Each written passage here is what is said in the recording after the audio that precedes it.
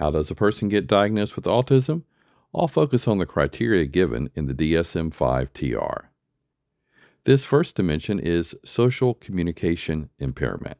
The DSM says there must be persistent deficits in social communication and social interactions across contexts, not accounted for by general developmental delays, and they are manifest by deficits in all three of the following.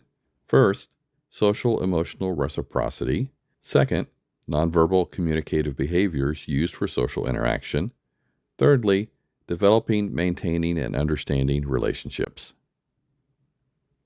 Restricted and repetitive behaviors is the second core criteria to be considered autistic.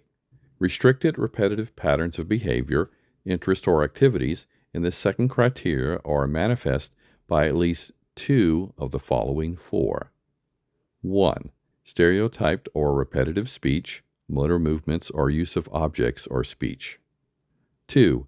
Insistence on sameness and flexible adherence to routines or ritualized patterns or verbal, nonverbal behavior. 3. Highly restricted, fixated interests that are abnormal in intensity or focus. 4. Hyper or hyporeactivity to sensory input or unusual interest in sensory aspects of environment. Remember, just two of these four symptoms need to be present. 3 additional criteria that must be considered before a diagnosis of autism can be made. First, symptoms must be present in the early developmental period, that is, as a kid.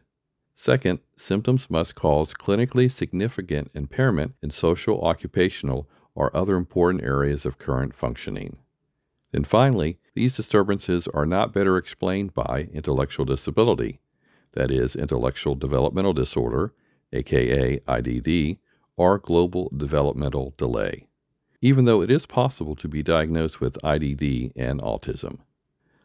Also, it cannot be emphasized enough that only a trained professional can officially diagnose someone as being autistic. The description has links for more details.